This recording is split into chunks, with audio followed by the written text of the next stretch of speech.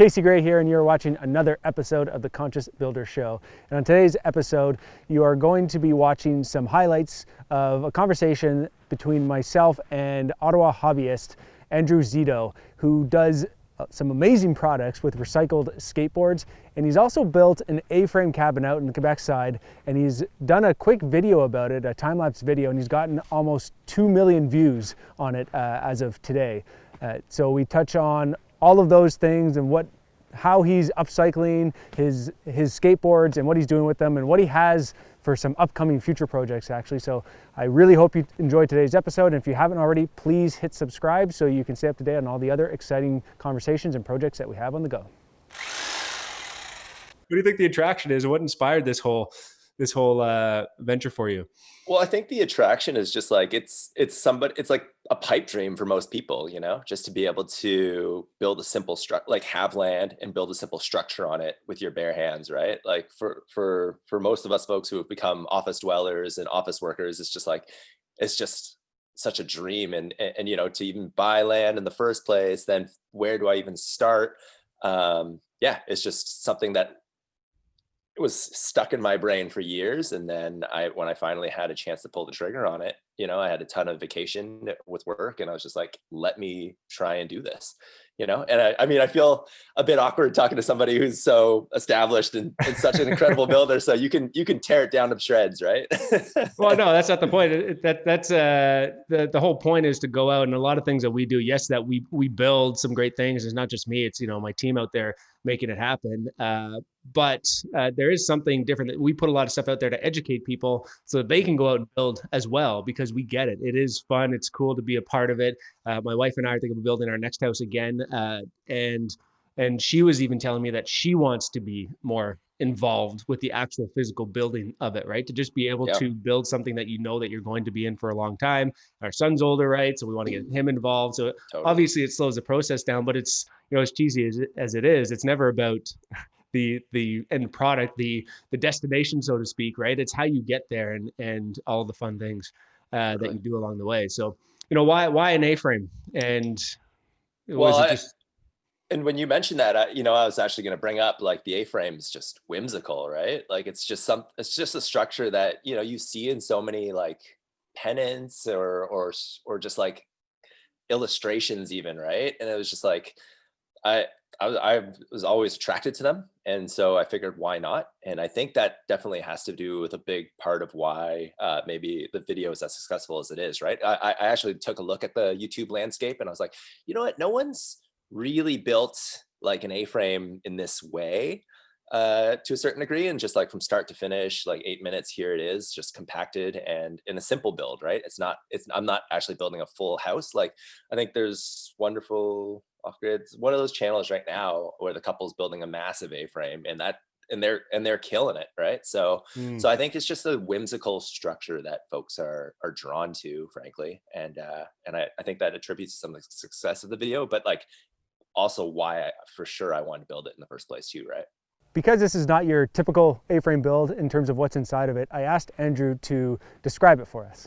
So the structure, the video is a little over 8 minutes long. It's where I start basically from the ground up.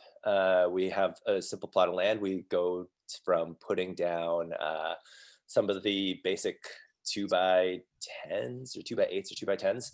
And from there, basically just building up, right? We built on these concrete blocks, and through the bottom down, through some knee walls up, and then from the knee walls through the rafters, and then got it closed up with a tin roof just before the winter. And by then I was pretty much just there by myself, throwing in insulation, all the vapor barrier, all the necessary vapor barriers, and then finishing the inside with some tongue and groove pine there. So it goes from like nothing on the land to a finished structure that I'm now living in. And in about 8 minutes, some odd seconds.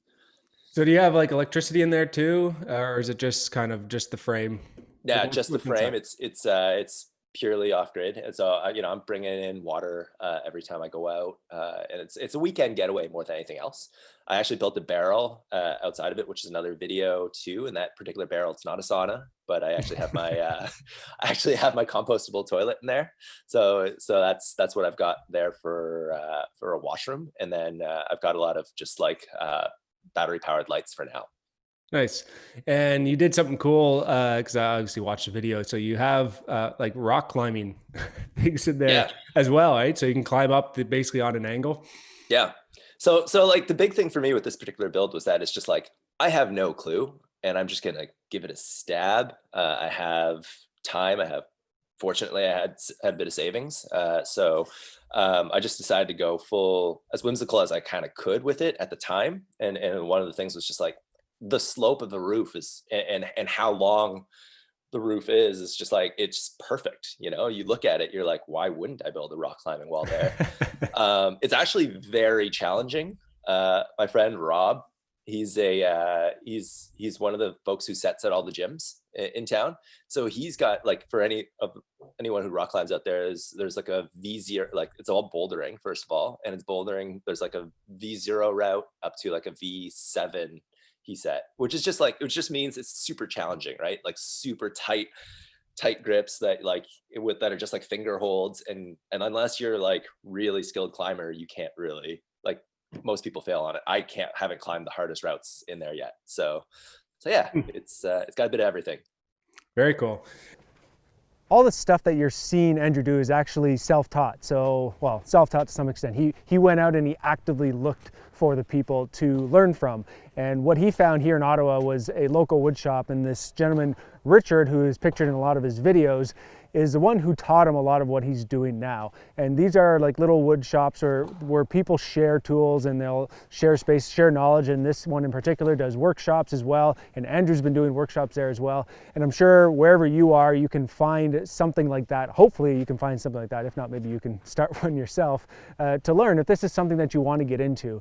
Because this is not Andrew's full-time job. He works a 9-to-5 job and he still finds time to do all of this and have some fun, and he's having a blast doing it. So I asked him how he finds the time to do all this. I think you've kind of put it in some of the videos as well, and in some of the stuff that you're doing. It's just like, what do you want to be doing, right? What's like the legacy you want to be leaving behind? Like, what's your whole MO, right? And I mean, for me, it's just like, I don't think I can breathe without doing some of this stuff either necessarily, right? Like, once I've kind of set myself on this path, I think my life goal is to, kind of build out more things, but also have products maybe throughout the world. And someday people are looking in a thrift shop and it's like, what the hell is this? Like holding out one of my paddles and just be like, it's got this weird name on it. And then people can look back and find YouTube videos of how it was made perhaps. And I don't know, I just think that that's kind of like a cool thing. But my immediate goal too would eventually be to like build out a wood shop and kind of teach some classes out of too. I've been doing that over at the Ottawa City Wood Shop and stuff. So yeah, I mean, a lot of that, I kind of went off on a tangent here, but a lot of that has to deal with me spending my time on all this stuff, because I'm just like, this is just such a critical goal to me in my life and what I want to be achieving, that this stuff that I can carve out time for. And I don't have kids, right? So it helps too. Right. Yeah. Yeah. So I guess let's go through the process. So when you get a skateboard, you mentioned paddles a lot. I think that's your best seller, as you've made like hundreds of paddles at this point, like for canoeing, right? Yeah. How do you turn skateboards into paddles? Right. And I want to say, like, so to preface it here, it's not like a complete, like, for anyone who's just hearing this and not seeing this for the first time, it's not all skateboards, right? I would say that maybe 20 to 25% of the paddle would be of skateboards, right? So we're also I usually use primarily ash and walnut. So, for folks who know the structure of the paddle, the stem itself is primarily wood, regular wood. So it's like ash or walnut. And then from there, I pretty much build the blades, which would also be ash, walnut, or whatever other type of wood, filled in with sections of skateboards. And so, if we go back to the start, I'll take a skateboard, I'll pretty much peel off the grip tape, either with the sun on a hot day, or now that we're into winter here in Canada, I'll use a hot gun, or what's it called, the heat gun. and I'll take off the grip tape that way. Then I'll take a grinder to it with like a little Cuts-All blade, or not a Cuts-All, yeah, Cuts-All sanding disc, and I'll pretty much sand off all the grime and grit on top of both sides. And then I'll take that, cut it up on the chop saw, then take it to the table saw, cut it into slices, and then from there I'll glue up the slices into sections of 4 parts of skateboards, and then I'll basically use that and work that into the blades in the paddles. And so, you know, my best seller is like a feather styled paddle, which is just, you know, it kind of splays out. For the folks who can't see, it kind of splays out, and it's just like, so small sections of skateboards tied in between walnut, ash, whatever type of wood I used, and then a regular type of stem as well. So it just really adds some pop to like a paddle. Like you'll take a look at it, and I think I was basically, when I put it into the market, I was trying to compete with folks like Norquay and also Sanborn Canoe. Norquay is out of Toronto, Sanborn, I think they're in Michigan, and it's basically just like, you know, they paint their paddles, and there's Sanborn does a lot of lamination stuff as well, but I figured I'd do something that was a little more just like, this is me, and here, but I'm also able to make these cool patterns and colors that really pop in your paddle, and this is a brand new type of product, and yeah, it's done fairly well. I mean, I'm only making them one at a time kind of a deal, so that's a bit slower, but I kind of like that too, right? So yeah, it makes it more unique as well, because you're not going to have thousands and thousands out there at this point, right? And it's totally. I'm sure it's a conversation piece for anybody who has that and somebody else sees it. Exactly. So yeah, no, that's amazing. And for those of you who are listening to this and maybe not watching on YouTube, we'll throw some pictures in there on YouTube, but they are amazing. Like, go on to the website, you can check them out. We'll share all the links. But is it Maru? Is it pronounced like Maru? Yeah, it is. Yeah. Okay. Maru, the Circle brand. It's, yeah, I've had it for forever. So maruthecirclebrand.com, and you can see all the cool stuff he's doing there. So what are the other things that you have? I noticed you had some stuff with leather on there. Are you doing anything else? Yeah, well, I mean, that was the big thing. I started off with leather, like just making camera straps, just because I'm a photographer and videographer by trade, and now, so it was one of those where I started off with just like, this is something I'm going to use every day, and I think people would like it. And then that started the making process. So, you know, here in Ottawa, I went to a store called Zelikovitz, went there, grabbed some leather strips, and just started stripping them, and then making small straps with them. I've always had a laser, so I was lasering things into them, and I was able to laser custom phrases. I still use that laser today to laser custom phrases into paddles and things, right? A bunch of folks buy them as wedding gifts, or like, you know, recently it was actually used as a wedding. I guess I'm not sure if they had rings or whatnot, but they used it to like pass around as a blessing. And then, so I was able to carve like the names of the couple into it and stuff. So it was really quite nice. So I started off with that, and it spurred into all these other things. And on the skateboard side, what else are you doing with the recycled or upcycled, recycled or upcycled, either way, upcycled skateboards? I noticed there's a picture of a bat on there, but then you add some other things. Yeah. So, I mean, for me, I'm really just like, how can I blow my mind or push the limits of the craft as to what's being done, right? There's folks who there's inherently a lot of products that are out there. I make a lot of the standard stuff like pens, and these paddles are becoming fairly standard for me. I make a lot of that stuff, but I also want to be pushing the limits of what's possible and do stuff that no one else has kind of done. I think it's part of my nature to just like try and like really just like blow my own mind and just be like, whoa, what if I could do that, you know? And so, a lot of furniture of late. I built, I really like this mid-century furniture line from a company called Broyhill in Lenoir, North Carolina. So they had this collection called the Brasilia collection. And I just built a credenza in the style of that. It's just kind of got these really cool arch structures in it.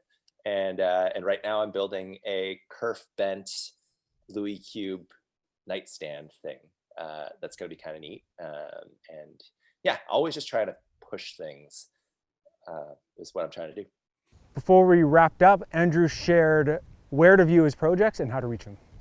So my two main social platforms are Instagram at Szeto. It's my last name twice. So SZETO, SZETO. And on YouTube, it's just my full name there. So Andrew and the standard spelling of that. And then Szeto, SZETO again. Yeah. So Andrew, thanks so much for being on the show. You've inspired me to kind of get out there and start playing around with wood in the workshop again as well. So I'm looking forward to having a proper shop set up again in the upcoming house. But thanks again, and everybody check out all of the links online. We'll share them again. And thanks for listening to another episode of the Conscious Builder Show. Thanks. Hopefully you are watching this somewhere warmer than where I am sitting right now, but we're still having fun over here. This is, as I mentioned at the beginning, this was only the highlights of the conversation. If you want to listen to the whole conversation, we did post the audio version on our podcast. The link is below in the description. And if you haven't already, please hit subscribe here to our YouTube channel so you can follow all of the other exciting conversations that we have and exciting projects, including our first official series that we're going to be releasing this coming spring called the 3-Day Cottage.